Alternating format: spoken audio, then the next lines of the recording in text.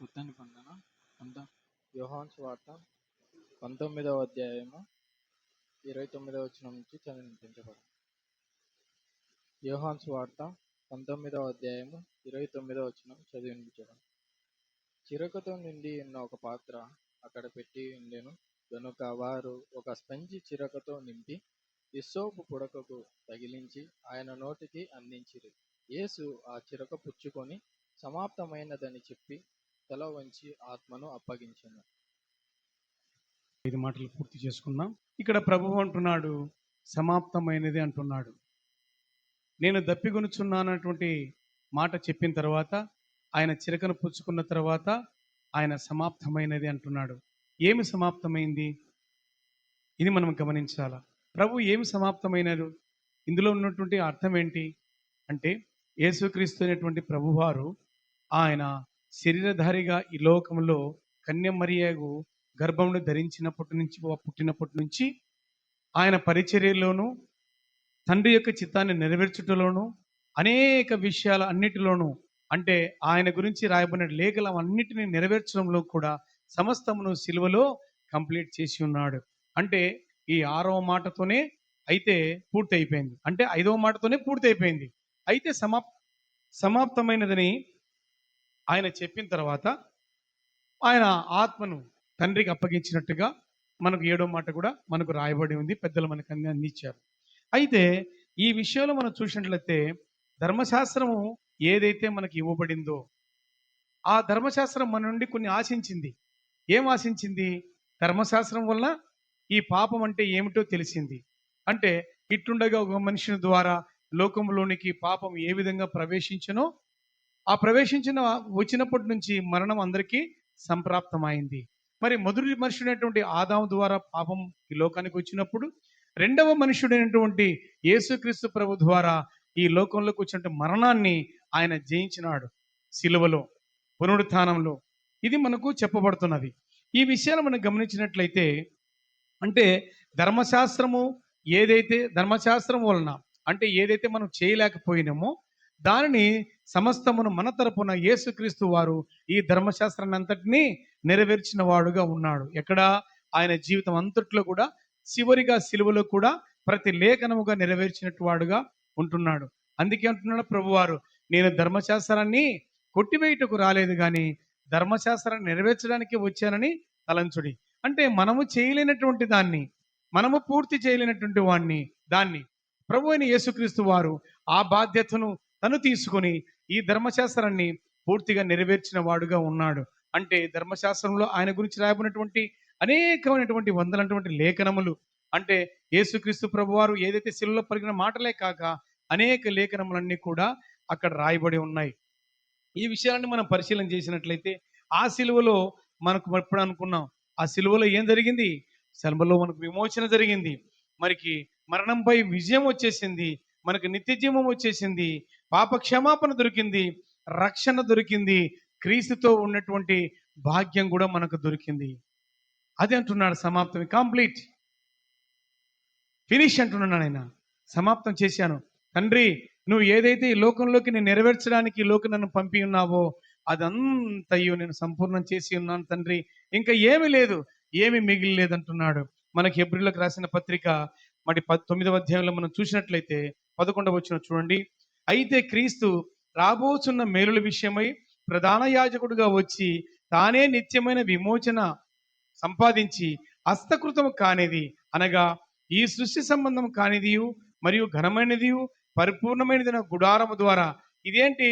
యేసుక్రీస్తు ప్రభు యొక్క శరీరము హస్తకృతమైనటువంటిది కాదు, అది పరిశుద్ధాత్మ వల్ల కలిగినటువంటి గుడారం. ఆ గుడారం ద్వారా మనకు మేలు చేయాలని అంటే యేసుక్రీస్తు ప్రభు యొక్క శరీరం ద్వారా, ఆయన సిలువలో మరణించుట ద్వారా, ఆ గుడారం ద్వారా. ఇవన్నీ మన గుడారాలే, మనం ధరించి మన శరీరం అంతా గుడారాలే. ఆ గుడారంలో ఒక జీవింది, అది ఆత్మ. దేవుడు దయచేసినటువంటి ఆత్మ ఈ గుడారంలో ఉంది. ఈ ఆత్మ నివసించడానికే దేవుడు ఈ గుడారాన్ని ఏర్పాటు చేసుకున్నాడు. అయితే ఈ గుడారాన్ని అంటే ఈ శరీరాన్ని మనం ఇష్టమైనటువంటి వాటి కోసము మనము ఉపయోగిస్తున్నాం. మనకు హక్కు లేదు ఈ గుడారం మీద, ఈ శరీరం మీద మనకు హక్కు లేదు. ప్రభు అయిన యేసుక్రీస్తు వారు ఒక గుడారాన్ని అంటే దేవుని అంటే మనుషుల చేత అంటే శరీరేచ్ఛల చేత నిర్మించబడినటువంటి గుడారము యేసుక్రీస్తు యొక్క శరీరం. ఆ శరీరం ద్వారా చదువుకుందాం. మరి ఘనమైనదియు పరిపూర్ణమైనది నా గుడారము ద్వారా మేకల యొక్కయు కోడెల యొక్కయు రక్తంతో కాక తన స్వరక్తంతో ఒక్కసారే పరిశుద్ధ స్థలంలో ప్రవేశించాను. ఏలయనగా మేకల యొక్కయు ఎడ్ల యొక్కయు రక్తమును మైలపడిన వారి మీద ఆవుదూడ బూడిద చెలుటయు శరీర శుద్ధి కలుగునట్లు వారిని పరిశుద్ధపరిచిన ఎడల నిత్యుడగు ఆత్మ ద్వారా తన్ను తాను దేవునికి నిర్దోషిగా అర్పించుకున్న క్రీస్తు యేసు యొక్క రక్తము నిర్జీవ క్రియలను విడిచి జీవముగల దేవుని సేవించుటకు మీ మనసాక్షిని ఎంతో ఎక్కువగా శుద్ధి చేయును అంటున్నాడు. అంటే యేసుక్రీస్తు ప్రభువు ఈ లోకంలో రావడానికి ఆయన తండ్రి యొక్క ఆత్మ ఆయనలో జీవించడానికి ఒక గుడారంను కలిగి ఉన్నది.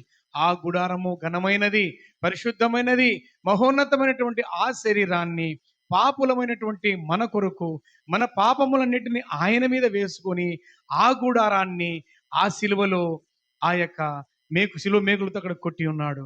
మరణ శాసనము చూడండి, మరణ శాసనము ఎక్కడ ఉండునో అక్కడే మరణం శాసనం వ్రాసిన వారిని మరణమును అవశ్యము. ఉదాహరణకు మనకు చూసుకుందాం. ఒక వ్యక్తి దగ్గర నుంచి ఆ వ్యక్తి నా దగ్గర నేను డబ్బులు తీసుకున్నకు అతని దగ్గర నేను బాండు రాపిస్తాను. లేదు, ఒక ఆస్తి అంతా నాకు రాపిచ్చాడు. రాపిచ్చిన తర్వాత నా ఆస్తి నా తదనంతరము ఇతరులకు చెందుతుంది అంటే పలానా వ్యక్తికి చెందుతుంది అని ఎప్పుడైతే అతను ఒక శాసనం, దాన్ని బాండ్ అంటారు, ప్రామిసర్ నోట్ అంటారు, ఒక అగ్రిమెంట్ అంటారు, ఈ ఎప్పుడైతే రాసినాడో అంటే ఈ నా ఆస్తిని నా తదనంతరము ఫలానా వ్యక్తికి చెందుతుంది అంటే ఎప్పుడు చెందుతుంది? అతను బ్రతికుండగా ఆ యొక్క వీలునామా బాండు చెల్లుతుందా? అతను మరణించిన తర్వాతనే ఆ బాండు అమలులోకి వస్తుంది. మరి మరణ శాసనం ఎక్కడ రాశాడు మరణ శాసనాన్ని దేవుడు? ఎక్కడ? ఏదెన్ని తోటలో రాశాడు. ఎప్పుడు రాశాడు? ఈ పండు దినమున నిశ్చయముగా నీవు చనిపోదు. మరణ శాసనం అక్కడ రాశాడు. మరి ఆదాముకు రాసిన మరణ శాసనాన్ని రాసినటువంటి దేవుడు ఏమవాలా? మరణించాలా? అంటే మనకి ఏదైతే స్వాస్థ్యములో ఏదైతే మేలుల విషయం మనకి కింద చేసి పెట్టాడో, ఏదైతే మనకు ఆస్తిని పరలోకమందు మనకు స్వాస్థ్యం ఉందంటో ఆ స్వాస్థ్యమును మనము పొందాలంటే ప్రభువారు ఏం చేయాలి? సిలువలో మరణించాలి. ఆయన మరణించిన తర్వాతనే ఇవన్నీ అమలులోకి వస్తాయి. అంటే ఏదైతే రాసి ఉంచాడో మన కోసం, ఏదైతే రహస్యంగా దాచబడినటువంటి రహస్యాలు అంటే ఆస్తులు మనకు ఉన్నాయో పరలోకమందు, అవన్నీ మనం పొందాలంటే, వాటిని మనం అనుభవించాలంటే ఏ చట్టం అంటే మరణ పాప చట్టమునకు దాస్యమైనటువంటి మనమని ఆ చట్టాన్ని మన తరపున ఆయన రుణానిగా చెల్లించి ఆ సిలువ మేకులతో అక్కడ అని ఆ యొక్క రుణపత్రాన్ని అంటే చట్టబద్ధమైన పాప రుణ చట్టాన్ని అక్కడ కొట్టివేసి ఉన్నాడు. ఈ కొట్టివేయడం వలన మనకేమొచ్చింది? విమోచన దొరికింది. అంటే ఆ యొక్క పాప శాపము నుండి మనం విడిపించబడ్డాం. అందుకే అంటున్నాడు ఆయన, సమాప్తమైనది, కంప్లీట్ చేశాను, ఇంకా మీరు భయపడాల్సిన అవసరం లేదు, మీరు దిగుడు పడాల్సిన అవసరం లేదు. మీ పాప భారాన్ని అంతటినీ, మీకు రుణముగా ఉన్నటువంటి ఆ పాప చట్టాన్ని, ఆ రుణపత్రాన్ని సిలువలో మేకులతో కొట్టి ఉన్నాను. ఆ రుణము మీ తరపున నేను చెల్లించాను తండ్రికి అని చెబుతున్నాడు. అంతేకాకుండా తండ్రితో మనకున్నటువంటి వైరాన్ని ఈ సిలువ మరణం ద్వారా ఆయన రద్దు చేసేసి మనకు తండ్రికి ఒక సంబంధాన్ని ఏర్పరిచి ఉన్నాడు. తండ్రితో మనకు రాజీ చేసి ఉన్నాడు. అదంతా సిలువలోనే జరిగింది. అందుకే ప్రభు అంటున్నాడు, సమాప్తమైనది, కంప్లీట్, ఇంకా ఏమీ లేదు తండ్రి, నేను సమస్తమును ఈ భూమి మీద ఈ శరీరాకారముతో శరీరధారణై వచ్చి ఈ మనుషుల కొరకు నేను ఏదైతే నన్ను చేయాలని ఉద్దేశించున్నావో ఆ పన్నంతా నేను కంప్లీట్ చేసి ఉన్నాను అంటున్నాడు అక్కడ ప్రభువారు. అందుకే ఆయన అంటున్నాడు సమాప్తమైనది అంటున్నాడు. మన కొరకు యేసుక్రీస్తు ప్రభువారు ఏమి చేయాలనో తండ్రి ఏదైతే ఉద్దేశించి ఉన్నాడో ఆ ఉద్దేశాన్ని అంతా ప్రభువు ఈ భూమి మీద కంప్లీట్ చేసి ఆయన ఉంటున్నాడు. అందుకే ఆయన సమాప్తమైనది అంటున్నాడు. కంప్లీట్, ఏం మిగిలిలేదు. ఇంకా నీదే బాధ్యత తండ్రి, వీళ్ళదే బాధ్యత. నువ్వు ఎవరో వీళ్ళకి తెలియపరిచున్నాను, నేనెవరో వీళ్ళకి తెలియపరిచున్నాను, నీ వాక్యాన్ని అందించి ఉన్నాను, పరలోక రాజ్యం అంటే ఏంటి తెలియపరిచున్నాను, తండ్రి నువ్వంటే ఏంటో తెలియపరిచున్నాను, సమస్తమును తెలియపరిచున్నాను, సమస్త కార్యములను నా కోసం ఏదైతే లేఖనంలో రాయబడి ఉన్నాయో వాటినన్నిటినీ కూడా ఈ మాటతో నేను కంప్లీట్ చేస్తున్నాను. అయిపోయింది తండ్రి, ఇంకేం లేదు. ఇదిగో నాకు ఒక శరీరాన్ని అమర్చి ఉన్నావు, ఈ శరీరాన్ని నేను ఇక్కడ నేను బలిగా అర్పించి ఉన్నాను, ఇదిగో ఇక నా ఆత్మ మిగిలింది అంటున్నాడు. చివరి మాట ఆయన అదే పలికేది, నా ఆత్మ నీకు అప్పగించి కంప్లీట్, ఇంకా ఏమీ లేదు, బ్యాలెన్స్ ఏమి లేదు, అదంతా సమాప్తం చేసి ఉన్నాడు. మన పాపములను, మన రుణబంధాలను, అంటే చట్టాలను అన్ని తీసివేసి తండ్రితో మనకు సమాధానపరిచి తండ్రితో మనం రాజీ చేసి ఆయన ఈ పన్నంతా కంప్లీట్ చేసి ఉన్నాడు. కాబట్టి ఈ మాట ఆయన 6వ మాటగా చెప్తున్నటువంటి మాట సమాప్తమైనది. ప్రభువా అంతా నేను కంప్లీట్ చేశాను కాబట్టి నేను చేయవలసిన పని అంతా సమాప్తమైన తండ్రి అని చెప్పేసి అక్కడ పలుకుతున్నాడు. దేవుడి మాటలను ఆశీర్వదించును గాక. చివరి మాటకు సంబంధించిన దేవుని వాక్యాన్ని చదువుకుందాం.